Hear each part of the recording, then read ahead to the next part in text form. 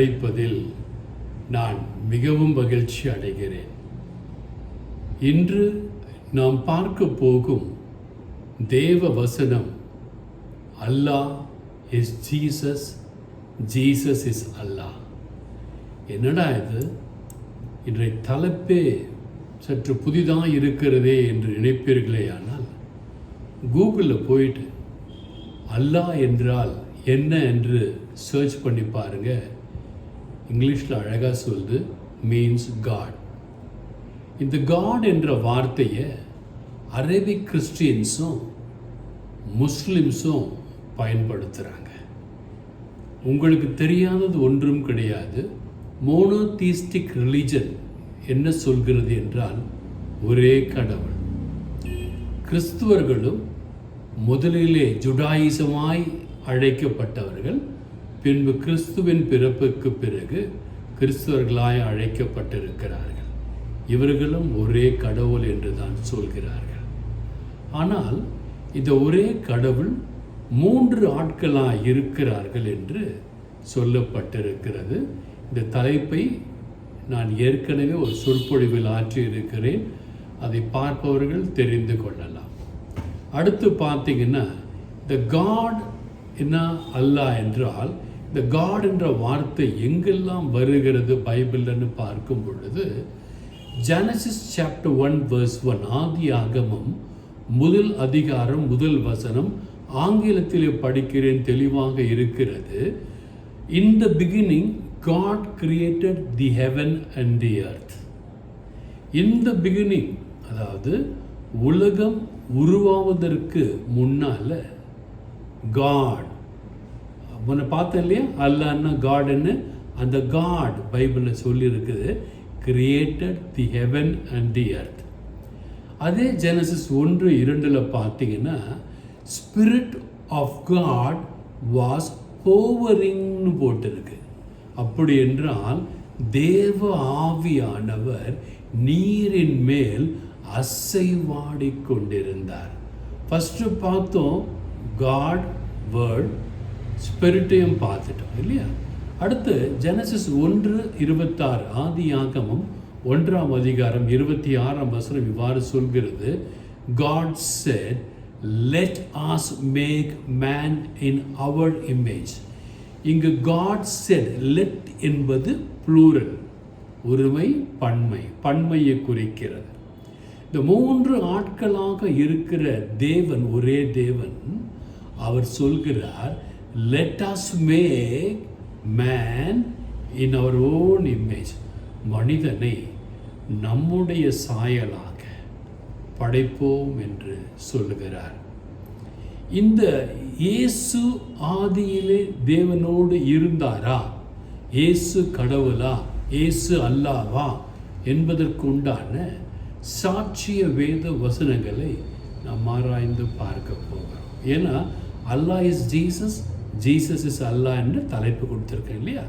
எனவே பாருங்க, யோவானுக்கு எழுதின சுவிசேஷம் 1ஆம் அதிகாரம் முதல் வசனத்தில், ஆதியிலே வார்த்தை இருந்தது, அந்த வார்த்தை தேவனிடத்தில் இருந்தது. நல்லா கவனிங்க, ஆதியில முதல்ல வார்த்தை தான் இருந்தது, அந்த வார்த்தை தேவனிடத்தில் இருந்தது, அந்த வார்த்தை தேவனாய் இருந்தது. எவ்வளோ ஒரு பன்முகத்தன்மை பாருங்க இந்த வேதத்தில் இருக்கிற நம்ம கடவுளுக்கு. ஆதியிலே வார்த்தை இருந்துச்சு, அந்த வார்த்தை தேவனிடத்தில் இருந்துச்சு, அந்த வார்த்தை தேவனாய் இருந்துச்சு. அதே யோவான் 1:2 தெளிவாக சொல்றார், அவர் ஆதியிலே தேவனோடு இருந்தார். இவர் ஆதியில் எங்கே இருந்தார்? தேவனோடு இருந்தார். அந்த தேவன் வார்த்தையாக இருந்தார். இந்த 2வது வசனத்தில் அந்த முதல் வசனத்துக்கு உண்டான தெளிவுரையை யோவான் தெளிவாக சொல்லி இருக்கிறார். அதே 3வது வசனத்தில் என்ன சொல்றாரு? சகலமும் அவர் மூலமாய் உண்டாயிற்று, உண்டானதென்றும் அவரே இல்லாமல் உண்டாகவில்லை. எல்லாம் அந்த பூமியில் இருக்கிற மரம், செடி, கொடி, மலைகள், நீர் நிலைகள், வானத்து பறவைகள் எல்லாம் இவரால் தான் உண்டாச்சுன்னு சொல்கிறார்.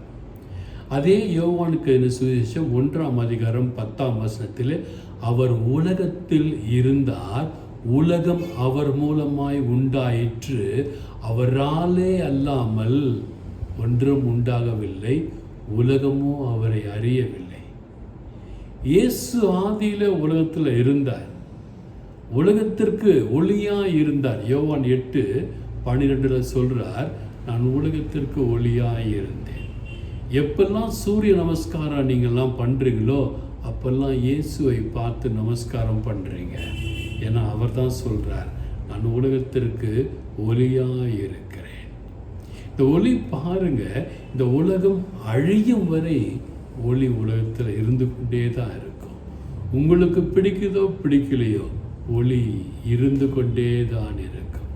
அடுத்து பார்த்தீங்கன்னா யோவான் 8ஆம் அதிகாரம் 36ஆம் வசனத்திலே, குமாரன் உங்களை விடுதலை ஆக்கினால் விடுதலை ஆவீர்கள். உங்களுக்கு வாழ்க்கையிலே விடுதலை கிடைக்க வேண்டும், இந்த உலக வாழ்க்கையிலிருந்து விடுதலை கிடைக்க வேண்டும், பாவத்திலிருந்து விடுதலை கிடைக்க வேண்டும் என்றால் மனிதனாக வந்து உங்களை பார்த்த இந்த குமாரன் விடுதலை அளித்தால் ஒழிய உங்களுக்கு விடுதலை இல்லை என்று வேதம் தெளிவாக சொல்கிறது. யோவானுக்கு சுவிசேஷம் 8ஆம் அதிகாரம் 58ஆம் வசனத்திலே இயேசு சொன்னார் என்றே சொல்லப்பட்டிருக்கிறது. என்ன சொன்னார் இயேசு? ஆபிரகாம் உருவாவதற்கு முன்னரே நான் இருந்திருக்கிறேன். இந்த இயேசு பாருங்க, ஆபிரகாம் உருவாவதற்கு முன்னரே நான் இருந்திருக்கிறேன் என்று சொன்னார்.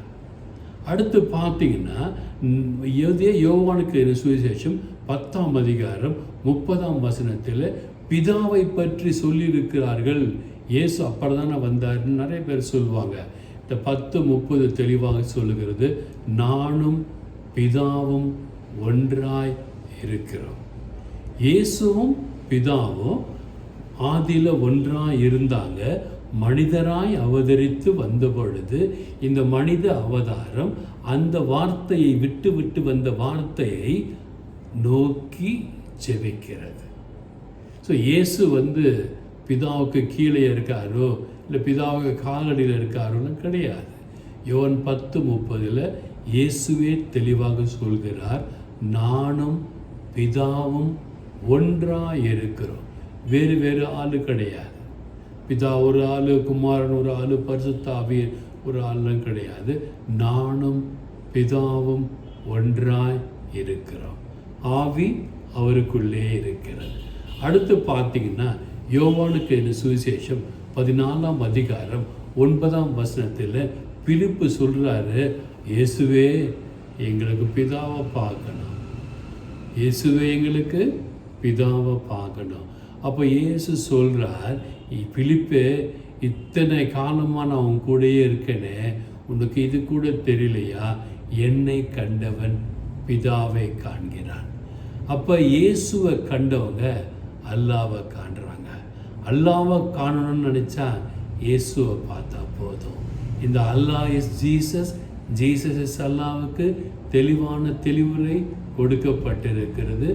வேதத்திலிருந்து என் வார்த்தை அல்ல, இந்த வார்த்தைகள் யாரையும் புண்படுத்தும் நோக்கில் அல்ல, சத்தியத்தை அறிந்து கொள்ளுங்கள், சத்தியம் உங்களை விடுதலையாக்கும். சில பேர் சொல்லுவாங்க, இது யோவான் எழுதின சுவிசேஷம். கரெக்டு தாங்க, குரானை யாருமே எழுதலையே. ஐஷாவே சொல்கிறாங்கல்ல, குரானை ஆடு தின்னுடுச்சுன்னு சொல்லிட்டு. அப்போ எழுதாத ஒரு புத்தகத்திற்கு, எழுத்தாளர் இல்லாத ஒரு புத்தகத்தை நீங்கள் நம்புகிறீர்களே. எழுத்தாளர் இயேசுவோடு இருந்தவர்கள், இயேசுவை பார்த்தவர்கள், இயேசுவை தொட்டு உணர்ந்தவர்கள் எழுதுவதை ஏன் நீங்கள் நம்ப மறுக்கிறீர்கள்? உலகம் ஏற்றுக்கொண்டது, உலக நாடுகள் ஏற்றுக்கொண்டது, நீங்கள் மட்டும்தான் ஏற்றுக்கொள்ளாமல் இருக்கிறீர்கள். இவர் விடுதலை கொடுத்தால் ஒழிய விடுதலை உங்களுக்கு இல்லை.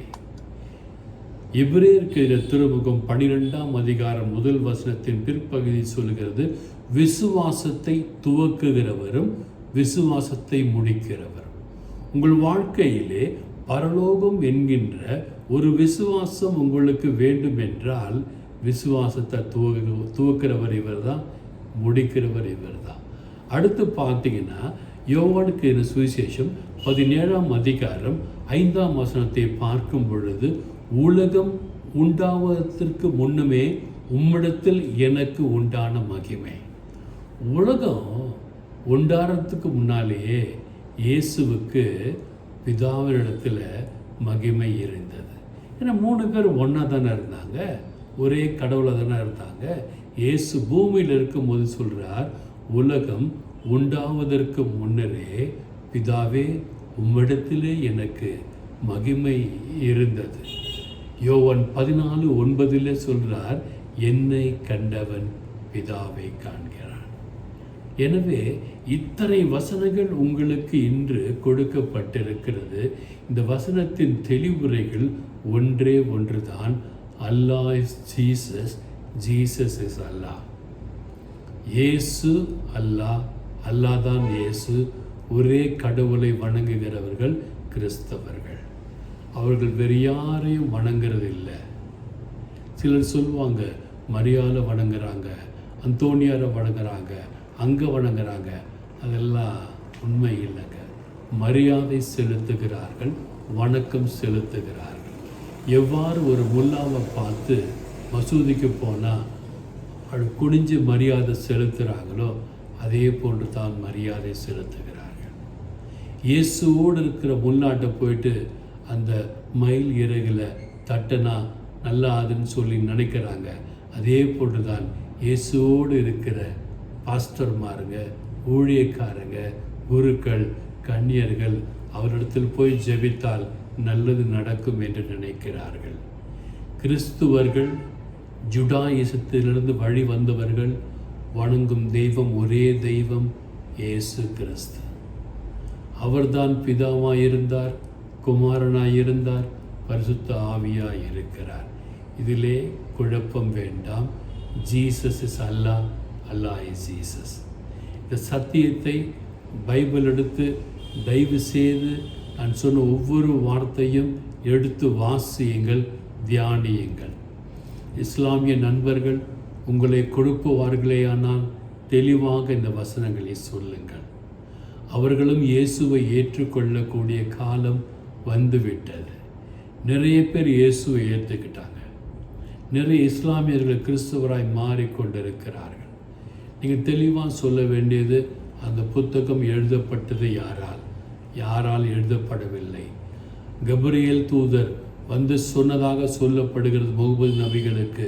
ஒரு படிக்காதவர் எப்படி காதிலே கேட்டுக்கொண்டு அவ்வளவு பெரிய நற்செய்தியை மனதிலே வைத்து கொண்டு பிறருக்கு சொல்லி எழுதியிருக்க முடியும்? அப்படி சொல்லி எழுதியிருந்தால் எழுதியவர் யார்? ஆடு தின்னுடுச்சுன்னு முகமது நபிகளுடைய ஒய்ஃப் ஐஷா சொல்கிறாங்களே, அப்போ ஆடு தின்னுச்சுன்னா அந்த குர்ஆன் முழுமையாக இருக்குதா? இல்லை இல்லையா? அப்போ அது ஜோடிக்கப்பட்ட ஒரு புத்தகம் அல்லவா முகமது நபிகளால்? அப்போ இஸ்லாமுடைய ஃபவுண்டர் யார்? முகமது நபிகள் தானே. 7ஆவது நூற்றாண்டில் தானே இந்த மதமே வந்தது. சிந்தித்து பாருங்கள். யாரையும் புண்படுத்த வேண்டும் என்று இந்த மேற்குறிப்புகள் சொல்லவில்லை. சத்தியத்தை அறிந்து கொள்ளுங்கள். வேதத்தை புரட்டி பாருங்கள். கூகுளில் சர்ச் பண்ணி பாருங்கள், who is the author of Quran? No author. இந்த ஆடு தின்னுச்சான்னு பாருங்க, ஐஷா சொல்கிறாங்க ஆடு தின்னுச்சுன்னு. எல்லாம் பாருங்க, விசுவாசிங்க, ஆண்டவரே உங்களை காப்பாற்றுவார். இயேசு அல்லாமல் உங்களுக்கு மீட்பு இல்லை, ரட்சிப்பு இல்லை என்று வேதத்திலே சொல்லப்பட்டுள்ள ஒவ்வொரு வசனங்களையும் தியானித்து பாருங்கள். நீங்கள் நல்லா இருப்பீங்க, உங்கள் குடும்பம் நல்லா இருக்கும், உங்கள் பிள்ளைகள் நல்லா இருப்பாங்க, உங்கள் பேர பிள்ளைகள் நல்லா இருப்பாங்க. God bless you all. திரும்பவும் சொல்கிறேன், இந்த வசனங்கள் யாரையும் புண்படுத்த வேண்டும் என்கின்ற எண்ணத்தினால் சொல்கிறவை அல்ல, சத்தியத்தை அறிந்து கொள்ள வேண்டும் என்று சொல்லப்படுகிறது. God bless you all.